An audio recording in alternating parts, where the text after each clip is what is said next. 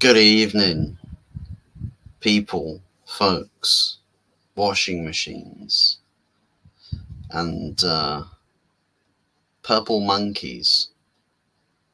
Whatever it is, two spirited penguin, that's another one. That's another one. Whatever it is you identify as. But we are back to tonight to discuss a very hotly contested talking point in the Manchester United community, the fan community at least. And what that is Eric Ten Hag, sack him or back him. Back, sack, and a little bit of crack. I don't know. I don't know how people are feeling, but maybe some might be dealing the cracks after what happened to us on Sunday. We definitely all feel a bit cracked, but shout out to all you mad crackheads out there. But anyways, we are discussing why should we keep him, but why should it be justified that he should be sacked? Why should he lose his job, right? Because there's people who will say, look, he's not the guy for me. I don't think he's Mr. Manchester United. He's not the person who's going to take the club forwards. And there's better options out there that are not out of their depth, but perhaps more tactically suited for this squad that would warrant better performances and better results seasonally, and especially with like league finishes, a lot less likely to end up somewhere in uh, mediocrity, if you will, mid-table mediocrity, we'll call it. But yeah, it's an interesting debate talking point. Because then on the other side of things, you've got the people who are staunchly backing the manager who say, well, this is the reason why we keep him. That's the reason why we keep him. And from my perspective, I've already cast my iron, right? It's marked, right? I'm marked with the mark of the beast. No, not the beast, but a mark of a Ten Hag outer. I am one. I'm one to believe that the manager, based off of what I've seen from the first three games and various other aspects of how his tenure for the third season is going, there's a lot of disconnects that I'm seeing that, technically speaking, should under no circumstances be happening and would probably point towards the managers not really having, the sense of control, and perhaps is falling a little bit, starting to spiral. Which is going to be it's going to be interesting to sort of talk about. Good leaving, Fuzzy. Good leaving, early doors. Bye bye, bye bye. Good to see you leaving. But I hope all is well with you. Saw your message. Hope you're having a good time out. I raise this Coke glass to you. Again, don't tell Pepsi. He'll feel betrayed. Michael.Chelsea FC, big ups to you too. Good to see you. Hope all is well with you. Mm, man, and here I was talking about Enzo Maresca being one of the top end favourites to face the sacking first in the season. We might have to sack, the other board manager, the Dutch one. I'm not Arnie Slot, because Arnie Slot's already being alluded to as better than Jurgen Klopp. He's only been playing or managing Liverpool for 3 competitive fixtures. So figure that one out. How was that come to fruition? But tell you what, with Ten Hag, it's year 3. I've officially allocated that as the slogan for any talk about Ten Hag. It's year 3, and I said going into the Liverpool fixture that there's various things that we needed to see, and a couple things we saw that we needed to see was the personnel change that essentially worked on the defence being as strong as it could possibly be, to tactically aid the midfield, to be in a more controlling position, I feel like. And one thing that I can't get my head around is that it's almost the revelation that tactically the manager is essentially setting this team up in ways that we're doomed for failure. And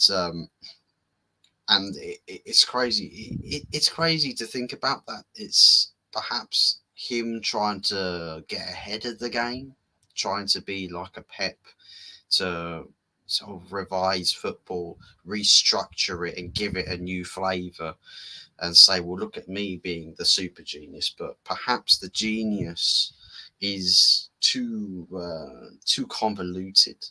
The genius is too complex. It's too far-fetched, and nobody else is on the same wavelength as him. So there's various instances, as from the standpoint in reflection to the result that we had on Sunday. Let me just turn that off because I don't know if that's blowing wind into the mic.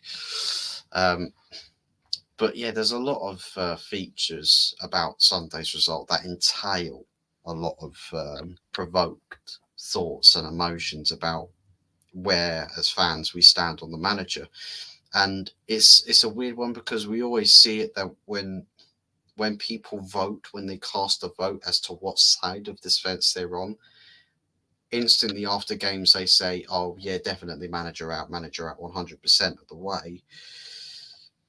Give it 24 hours, then 48 hours, those numbers switch. They switch, and so it goes from being majority manager out to then majority manager in. And I feel like there's a lot of people that are still sort of thinking very reactionary. My perspective on the manager needing to be sacked, or not necessarily being fit to take the job onwards from here, is less so reactionary, but more sort of built up in a bit more of a direct sense. That we go from preparing for this season with the big chance and big opportunity that we said, well, look, many said he should have been sacked after the FA Cup final. And perhaps in hindsight, we sit there and say, well, he should have. He should have been sacked and just started everything afresh, start everything anew. But then at that time, some of us felt like, well, let's work to give him the benefit of the doubt. Let's assume that the hierarchy that the manager was working with was under any purpose, was any at all fit for duty, to service the manager, to back the manager adequately, and as per alleged reports, what the findings were when they did this review, when Ineos took over, they came to a somewhat of a similar conclusion, that the manager, based off of previous experiences or previous transfer windows, was not correctly backed, in the sense that what the manager wanted player-wise was not what the manager was actually getting, even if the manager, passed on the decisions on signings and saying, well, yeah, fine, I'll give the green light to that. But in reality, my plan A wasn't this player. My plan A was actually that player. And these players are two different types of players. We said, well, let's give him the benefit of the doubt in this, right? Give him the benefit of the doubt. With this summer transfer window that we've had, there's been enough significant signings and enough buzz around the team that would suggest that the manager, he's got options. He's got a choice here, that you can either carry on what you were doing off the back of last season, right?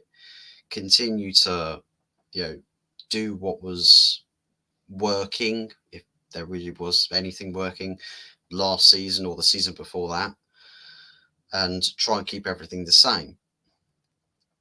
Or you have the choice to, with the players that you're getting, start to play the identity of football that the Ajax ultras would, you know, that would know you well for, that the Dutch press, the Dutch media, the Dutch representation from Eredivisie would be familiar with. And from what we've seen, again, it seems like the approach tactically this season seems to be very centric around this really, really weird blend of some crazy modernistic style that is essentially a theory that fits a square peg into a round hole, when common practice would tell you, well, that doesn't work. You can't fit a square peg into a round hole. But then at the same time, Ten Hag says, well, actually, if we use this theory, it will. And we don't really follow that. We don't really follow this idea that you have, that there's this weird and wonderful way that Manchester United can play with any set of players, it would seem, that this style of play would work. And I suppose a big damning point with this is that we are essentially saying, well, we need to get Agate in. We need to get him in and see how he fits in, see how he plays with the team. And essentially, he is the key component to making this system work. And maybe there's a truth to that, but there's also the downside to the anticipation on this. I reckon Ten Hag is there for the season at least. He quite possibly is. I mean, you've got the hierarchy at Ineos also claiming or laying down the claim to backing or supporting the manager. So I don't think Ten Hag's job is necessarily in danger at the moment, but pressure is there. And in football, especially at the highest level, your situation goes from bad to worse like a matter of weeks apart. So, yeah, definite problems there, which I can see that what an Omar Barada or a Dan Ash would say now, probably in 2-3 weeks' time or 2-3 games later, probably won't be the same thing that they're saying now. The tune perhaps will change. Oregon Gooner, big ups to you, Dow. Hope all is well with you. Back your manager. Trust the process. Trust the process. He's got to take us through 8th to 8th, then 5th, then 2nd, then 2nd. Oh, fuck that. Can't go through the journey of Arsenal. No shot. No shot.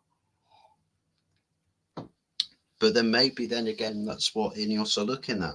They might be looking at the Arsenal model and trying to pin this project or process with Ten Hag on that. Which, sorry, but if there is any truth to that being any symbolic intention of the club's hierarchy, then our ambitions don't match, because Arsenal don't have the ambitions to winning titles. It's purely statements.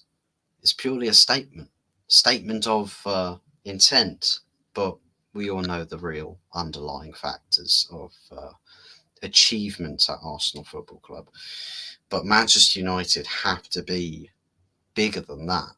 Manchester United has to be better than that. It has to be more symbolic than that. And it has to represent being one of the biggest clubs in the world, as some people may allude to Manchester United needing to be like a Real Madrid of England. And I look at that picture and I think, based off of recent history, that's perhaps what should be the case, because it's such a world-renowned footballing institution, is Manchester United, that tying it with mediocrity is not in the makeup of the club. That it has to be different, it has to be improved, it has to change. And depending on how we go about achieving that I think is quite important, or is quite it's quite significant. I just need to drop a message to somebody sending me mass invites to play a game, which maybe we'll do later on this evening.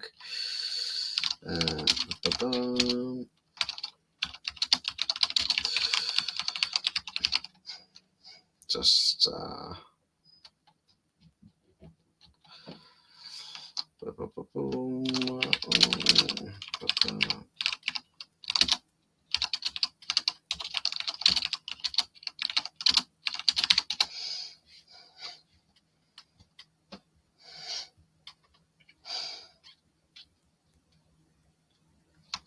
right, there we go. So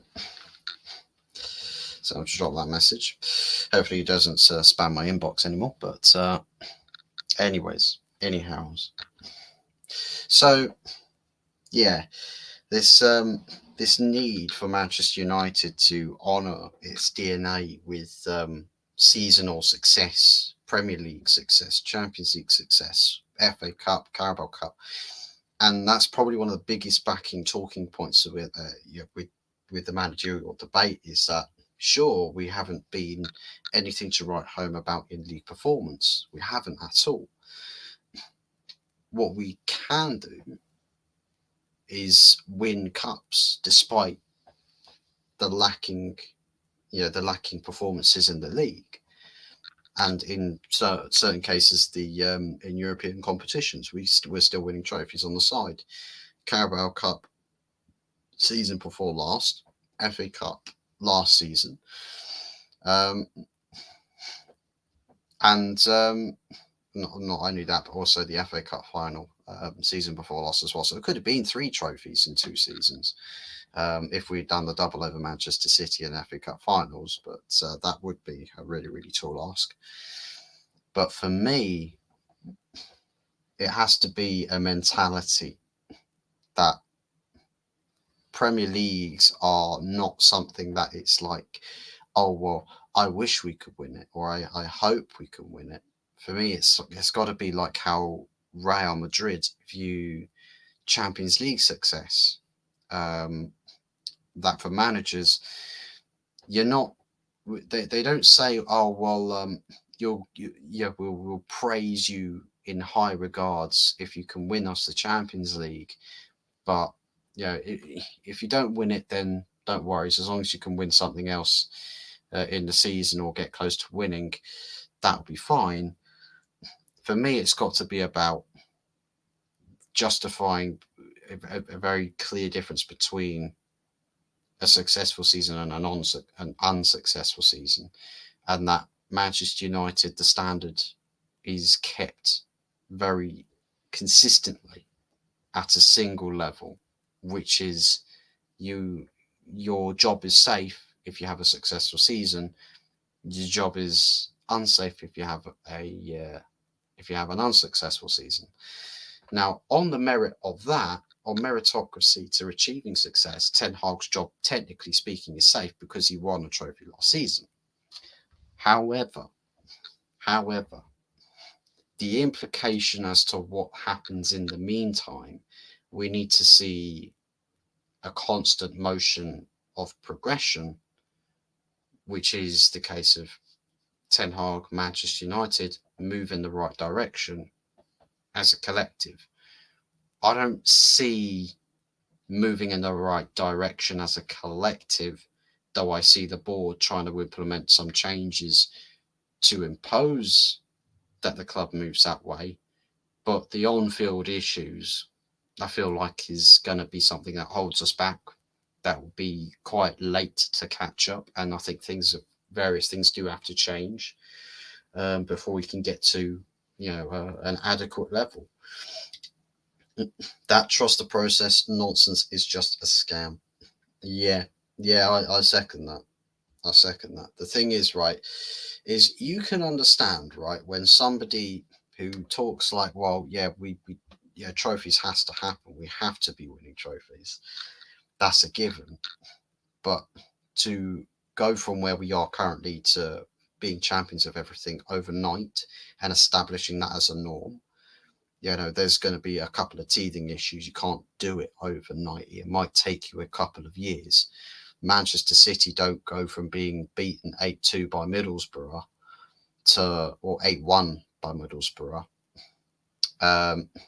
to Premier League glory and competing for Champions Leagues overnight. It took several years for the City Group to establish Manchester City in the way it does it, all of its business. Now, whether you tie 115 to that and say, well, they cheated to do it, but people forget that even if there were illegitimacies, there were also legitimacies about the club as well. And the way that they run today, there are plenty of legitimacies that you compare to other top clubs around Europe, and you say, well, no wonder they are as successful as they are. No wonder they currently hold a record of 4 Premier Leagues in a row, holding Premier League 4P and now chasing down a 5P. Recently, treble winners. People might say, well, buy your way to success, but at the same time, the ambition to buy what's necessary to win can't be understated. And I suppose that's probably the thing that me as a kid watching Man United winning the Premier Leagues is just like, oh yeah, we win it the right way. And then seeing Man City winning it 2012 and then 2014, it's like, well, yeah, they're buying it. They're buying their way to success. And I'm just like, well, technically speaking, nowadays, that's necessary. That has to happen if the other team is as good as they are. It's like Arsenal, for example, in their pursuit for Premier League glory versus Manchester City. Man City will be much more likely to spend what's necessary to actually put the team in the driving seat to win the trophies. Arsenal, on the other hand, would probably want to be the team that is less driven to spend all of this money to do what's necessary to win, because if they were the same boat as Manchester City, where it's like, well, we have to spend to compete and win, Arsenal probably would be comfortably sat over £1 billion spent, comfortably. Or better yet, probably would have a manager in charge where they would have spent money to sack Arteta when he was not being successful, right? Or was finishing 8th place, sacking Arteta and bringing a manager where you tell that manager, listen, this is really important that you do this. You have to be finishing, in first place to get your good marks, to get your brownie points. But if you're not doing that, then we're going to have conversations. Now, we can't expect you to do it overnight in one season, and if you don't do it, you're out. But make it look like that we are seeing you pushing this team in the right direction.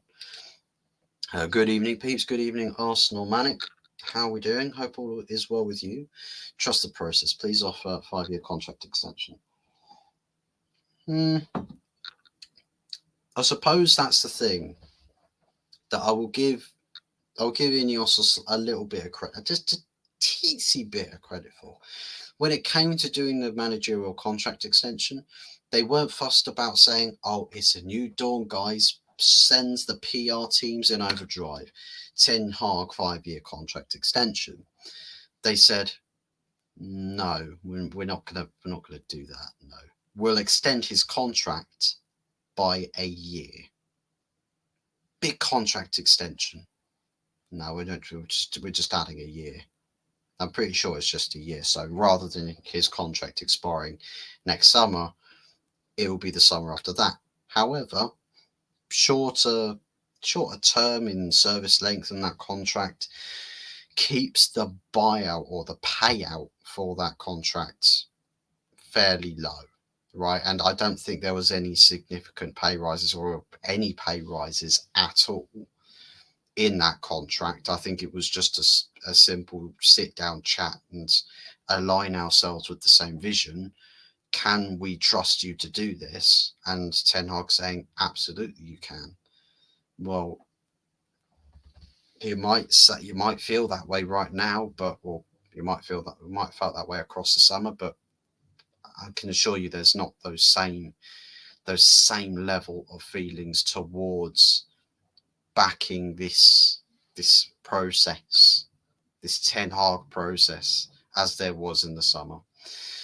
Um, and that to me is something to keep a very clear eye out on, is what are the messages from the board? What is the board saying? What is Dan Ashworth, Omar Barada, Jason Wilcox, all of those people saying?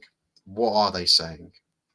What's the tune coming out from the club? What company line is being towed? Because if they spin out positives, and it looks quite sickly positive, then perhaps there is the sense that there's not really that level of ambition that the club, it's a certain positivity that has to be sent out by media PR. It has to be a certain type of positive. If it's dismissive, if the stories are just very dismissive, you could probably read between the lines and just judging what the language is being used in those dismissive reports, that perhaps not all is too sweet in the camp, right? The grass isn't necessarily all that green. The garden's not all rosy. Um, and I think it's one that we just have to pay a very close attention to. He will get sacked, I think, before January. To be honest, I feel the same. I do feel the same. And I think, whilst it's quite realistically possible that he gets sacked within the next 3 to 4 games, because if he doesn't win any of them, then his position is extremely compromised at the club, that they will say, well, we don't have a choice because we don't see you getting this any better. We're sacking you right now. I feel like there will be positive results that will buy the manager some time, but ultimately get to a stage in the season where you've been given enough chances to really stamp your foot in and get a grip, and then push forwards, but then still slipping and constantly finding those inconsistencies. I think for me, if there is mass inconsistencies with Ten Hag's managerial performance, but also the team's performance, I think there's going to be a lot of constant pressure. And I think if the pressure doesn't necessarily lift, if the pressure doesn't lift off of Ten Hag's case this season, that I still think the manager's going to spiral even further, because even with a little bit of pressure going to this game, off the back of how we lost the game, some of the managerial comments were just ludicrous, genuinely ludicrous.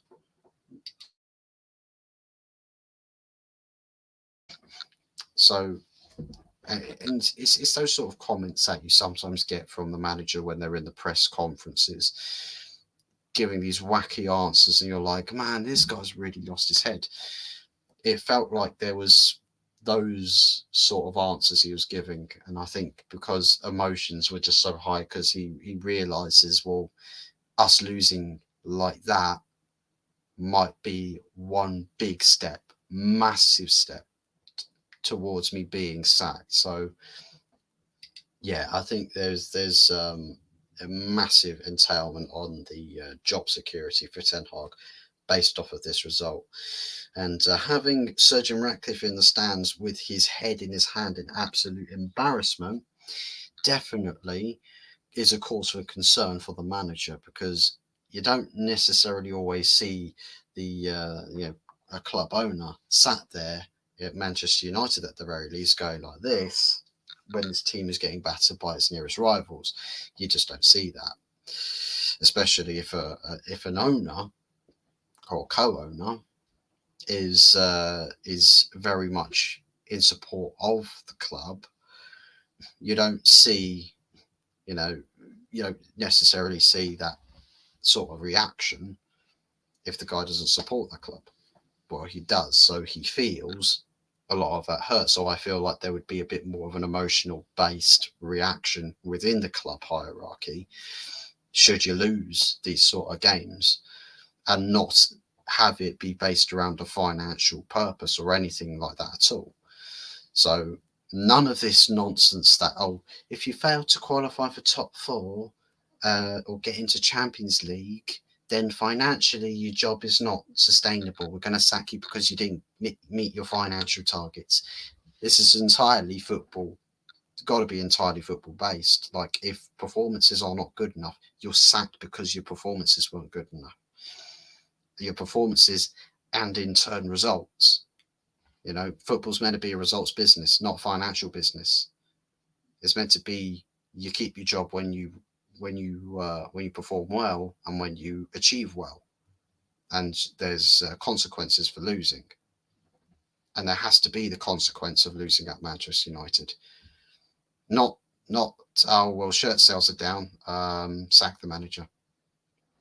Not nothing to do with managerial problems in shirt sales. There's no correlation to monetary income. Technically speaking, if you did want to base it off of financial decisions, then technically speaking, the risk of not performing well is a big telltale sign that perhaps, we need to change something on the football side because we're not seeing the benefits on the financial side. Although your owners may look to Arsenal and that club stuck with Arteta, maybe they are following that model. But are you saying or seeing any progress? For me, if Manchester United were looking at that sort of model, I feel like there would have to be almost a bit of an ironclad stance with the manager. And the big issue that I think Manchester United would face with doing that is that the media don't really rest on this manager. But I'd say it's a little bit like Ten Hag to Manchester United right now is probably what Unai Emery was to Arsenal. A manager that, will back him somewhat, but I feel like there's a lot of disagreement with his presence, or there's not a lot of longevity and sustainability with this choice. There are outlying issues with having this manager in charge. So if we want a process like an Arsenal, you'd probably look at sacking the manager to bring somebody else in that would get in there, be completely immune from any and all, bad performances or consequence. No consequences for underperforming, no consequences for lack of success, no consequences, no consequences, no consequences. We back you religiously because we see the positives that will come if you achieve with us. And having this project to back, everyone would be in the fan base would be on the same page and be sickly positive in wanting to ensure that it works, or believing that because it's what you want to happen must mean that your take on what's actually real is a little bit skewed, such as Arsenal fans thinking that a combined 11 with Real Madrid features only 2 Real Madrid players. That's a skewed reality, very skewed reality. Now, maybe if it's a performance-based thing where Arsenal could be massively in form and Real Madrid could be criminally out of form, that you'd say in retrospect to that game, on a performance basis, only 2 Real Madrid players from this game get into that combined 11. But there's a lot of mitigating circumstances that have to happen for that to become a reality, which is not really real. It doesn't really happen like that. You essentially have to say, well, there's a lot of players out there that are better than what the players that Arsenal have, but because they perform well a lot of the time doesn't necessarily mean that they are better than. It just means that the other player is not necessarily playing at as high a level at the time. Hi, bro. I honestly think Eric Ten Hag is the wrong man for the job. Big ups to Old School Gunner. Big ups to Dave. I hope all is good with you, man. Man United is a huge job for any manager. Only a world-class manager has a chance. I think, yes, world-class manager, but I think also having the right idea. So you could have a manager that's quite fresh on the scene, but they have to have the right idea to be in that job, right? If the club hierarchy believe in you, then you have the support structure, right? That will give you the tools to succeed, and you have to make well on the tools you're given, right? They will support you, and I suppose that's the downside that we've had in previous history, is the support network for the manager was non-existent. It didn't exist. Managers before this summer did not have a support network. Nobody supported them. It was the manager versus the elements. So it was unbelievably ruthless. Not in terms of, oh, well, your manager fails one season, they get sacked. Not that kind of ruthless, but when a manager, things start to go a little bit wrong for the manager, it doesn't just sort of go like this and level out. It does this, straight off the face of the cliff. The second anything goes wrong, that's it. That's the beginning of the end for a manager at Manchester United. This structure has to provide a different landscape. If there's a slight down, there has to be the support network that gets that manager, managing that team back to an informed state, back into performing well on the football pitch, scoring goals, controlling games, conceding very little goals, and ultimately winning, silverware at the end of the season. That's that. The support for the manager has to be quite integral to that. For me, the time where you can call the manager's tenure is in this case scenario, where the manager starts making all the wrong choices and he starts playing his hand the wrong way. No, not like this, but you get what I mean, right? Ten Hag is not necessarily choosing things correctly. For instance, the squad management, how he handles a new signing coming into the setup. His first thought is to keep them benched and very, very, very slowly nurse them in, or as some other content creators assume, that they will be benched and out of the team until the player in the team has a performance that's just, it's beyond piss poor. And that's when the new signing comes in to play. It's like, for example, if Maguire doesn't have a horrendous game against Brighton or a horrendous individual performance against Brighton, he would have started against Liverpool. And in various instances, the fact he came on against Liverpool is ludicrous, genuinely ludicrous. The fact that Marcus Rashford played 90 minutes against Liverpool, ludicrous. Diallo coming on for Garnacho. Garnacho should have been on the left-hand side to begin with. Ludicrous. Casemiro being subbed off at half-time, but then tactically based, the defensive line was not in sync with the midfield. So tactics were not correct. but it's year 3. We can't be talking about tactics were not correct in a fixture against Liverpool, a team that you've played against several times. You've known how to beat them, but you've known what happens when you play stupid games against them. Play stupid games, win stupid prizes. Play stupid games against Liverpool, win a stupid 3-0 loss, win a stupid 7-0 loss, win stupid score lines. Like that's the price you pay when you play stupid games. And it feels like from a managerial standpoint, he's not really learning anything whilst being at the job. And that's what a lot of fans have put, the shortcomings of Ten Hag at Manchester United down to. Oh, he's learning. He'll learn that this is a feature about Manchester United. He'll learn this, or he'll learn that. It'll be embarrassing, but he'll learn from it. The problem is that the things that he's made wrong, he hasn't learned from.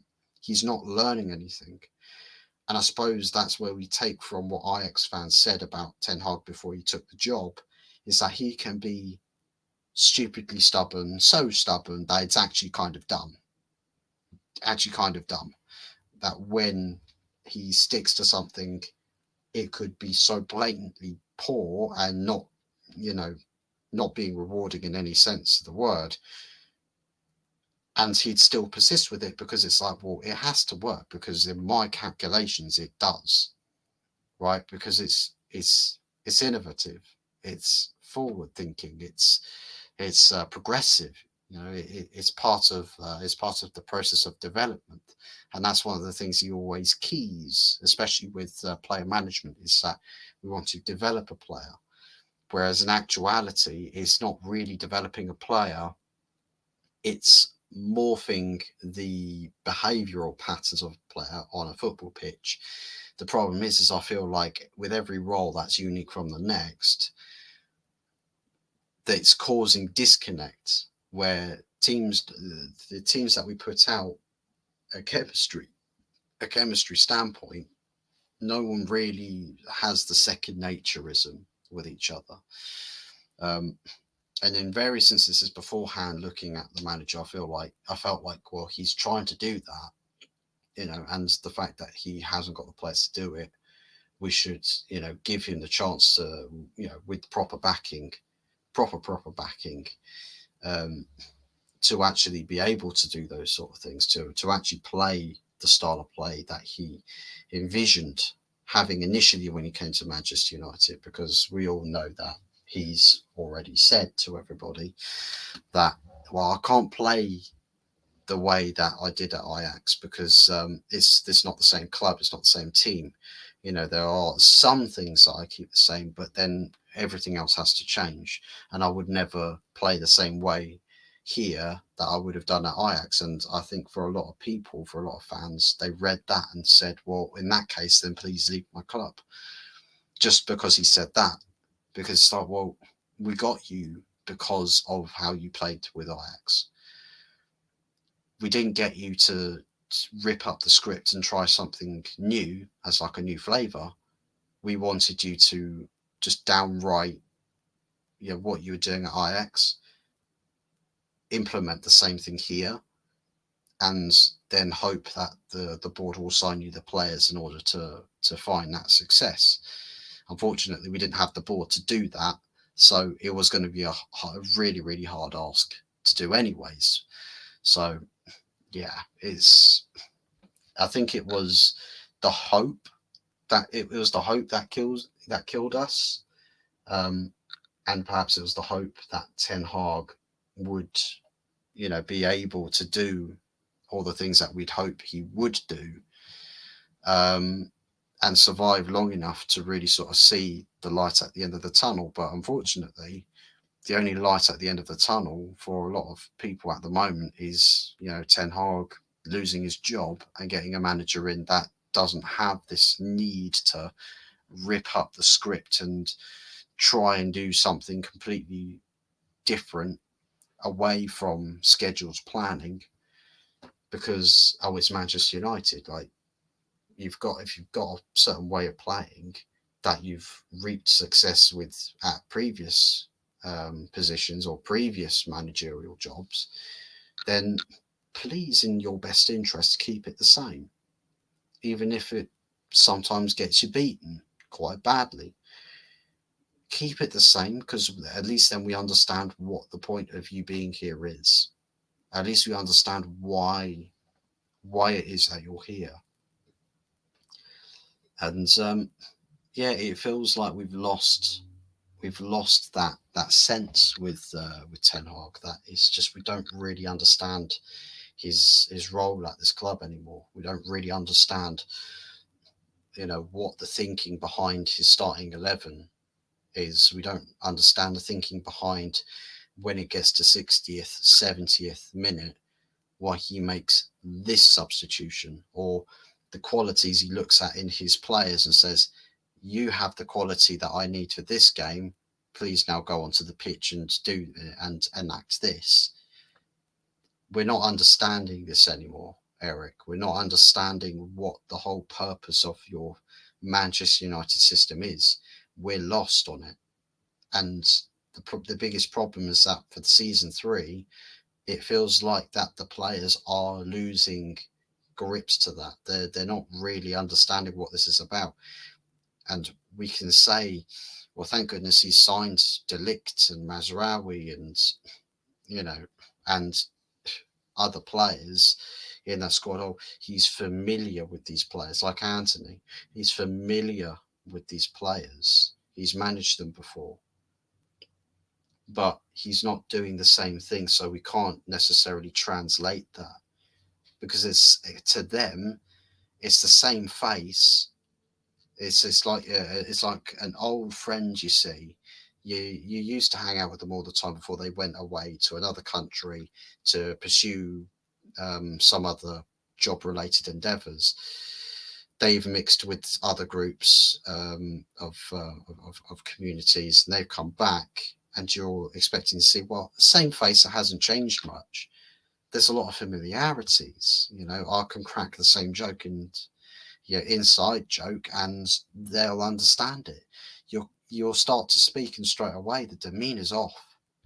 The character is off. The understanding is it's not there. It's gone. It's changed. I feel like there's perhaps that element there because Ten Hag is not playing the way he used to at Ajax, or is trying something that's completely different. Now maybe these players will say, well, I'll do my best to implement your new style. I'll do my best to understand what you mean, and to translate that into performances on the football pitch. But if I don't understand it, the problem is that you won't change for us or for the fans. You won't change for anybody because you're stubborn in keeping things the same way. Now, for those players, if they stop understanding it, that's it. They won't understand it. They won't grasp it late. They're not late. They're not late to the finishing line here. They're not late to the table. They've been there the whole time from the point of this starting to be explained. And the only time really where Manchester United sort of have clarity in how it performs on the pitch without being confusing or too much of a tongue twister is when Manchester United throw the game plan out the window and opt for Route 1 football. That's the part of the game where all the fans of Manchester United go, right, so now we're playing Route 1. What was the point of the first 70, 80 minutes? Why were we doing this weird passing patterns, weird shapes and styles and formations? Why did we go through all of that to get to the last 10 minutes and then just convert to Route 1? You don't really see that many other teams that play to control games switch to Route 1. They're usually quite cynical. They're just like, the patience will pay off. because I believe that the chances are there to be had. Right, we just got to be patient for that breakthrough. Whereas Ten Hag almost panics, and that's the thing with the whole Scott McTominay ordeal. People saying, "Oh, well, it was a mistake letting McTominay go because of what he offers Manchester United." I'm like, but that's not what Manchester United is about. That is Scott McTominay. Funnily enough, for a player that's come through the academy, he's not got the Manchester United DNA. He hasn't. He hasn't got the DNA because it's not the type of player that Manchester United has been associated to. He's not the plan B, quick get him on the pitch, just lump it up to him. It should be a type of player that comes off the bench, that's a unique quality, fits the bill, and his own little twist on this game, on this formation, on this tactic, is what takes the opposition off guard. It's like with, for example, if I say Marcus Rashford, he's on the pitch just for pace purposes, right, for a slow defence, you get sort of tired legs, and his impact on the left becomes a bit null and void, right?